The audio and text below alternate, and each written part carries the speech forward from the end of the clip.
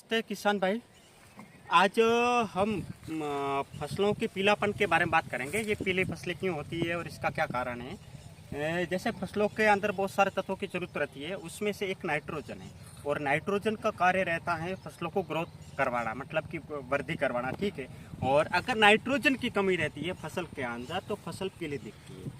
और पीली दो प्रकार की दिखती है, एक तो ऊपर के पत्ते जो नए पत्ते निकलते वो पीला होना, और एक नीचे से पत्ते पीला होना या पूरी फसल पीला दिखे।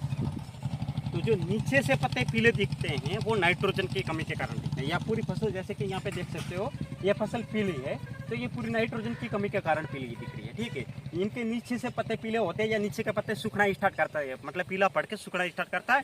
कारण इसका ये रहता है कि फसल में जैसे नाइट्रोजन की कमी रहती है, मान लो बाजरा है, मूंगफली है या अन्य धान वगैरह है, तो उसमें नीचे के पत्तों से नाइट्रोजन लेकर फसल ऊपर आने वाले पत्तों को प्रदान करती है ताकि उनकी थोड़ी बहुत ग्रोथ हो सके, ठीक है। इसके कारण से ये नीचे के पत्ते पीले रहते हैं, ठीक है।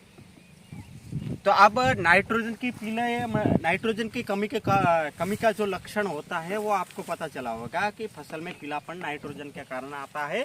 बट ध्यान ये रखना है, नीचे के पत्तों से पीला आता है, ऊपर के पत्तों से नहीं, ठीक है। ऊपर के पत्ते पीले हैं तो इसका मतलब नाइट्रोजन की कमी नहीं है, उसमें आयरन की कमी रहती है। तो नाइट्रोजन की कमी में नीचे से पत्तों से पीलापन स्टार्ट होता है, ठीक है। और नीचे से पीले पत्ते रहते हैं या पूरी फसल ही पीली रहती है। तो आप नाइट्रोजन की कमी की पूर्ति के दो तरीके हैं, एक तो केमिकली रूप से पूर्ति करना और एक जैविक रूप से पूर्ति करना। केमिकली रूप से पूर्ति करने के लिए यूरिया है। अब नाइट्रोजन क्या चीज़ है वो किसान भाइयों आप समझो। नाइट्रोजन एक तत्व है जो हवा के रूप में रहता है, ठीक है। और अभी हवा में प्रचुर मात्रा में, लेकिन इनको जड़े और पत्तों को चाहिए और उसके लिए उनको मतलब बांध के और फसल को प्रदान करने वाला अन्य तत्व चाहिए। तो अब यूरिया क्या है कि यूरिया के अंदर नाइट्रोजन को बांधने के लिए करने केमिकल डाला हुआ है।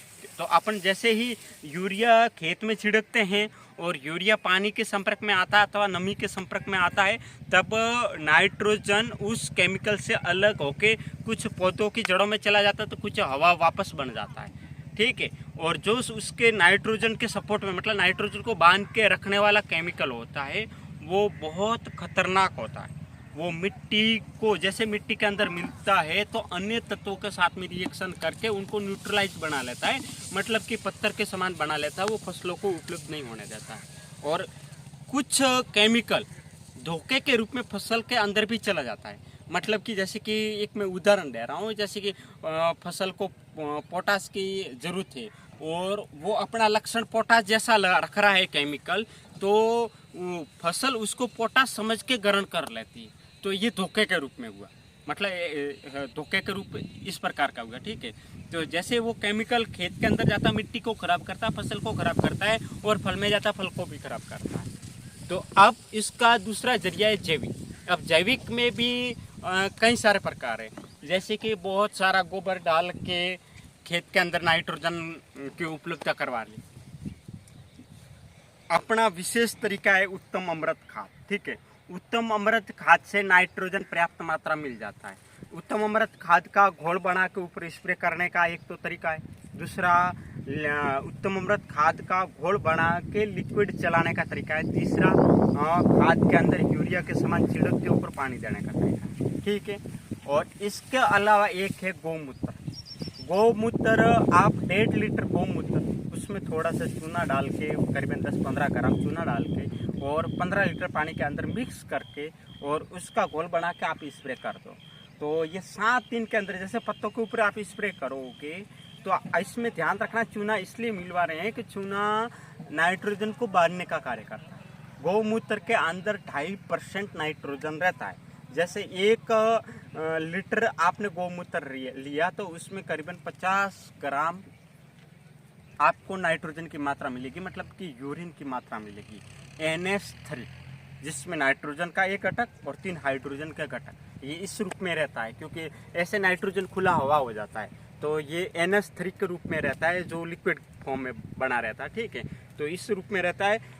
जो अंदर अपन चूना डलवाते हैं तो वो क्या है, नाइट्रोजन को बांध कर रखकर पौधे को प्राप्त करवाने का मतलब सहयोग का कार्य करता है, इसलिए हल्का फुल्का चूना डलवाने का काम करते हैं।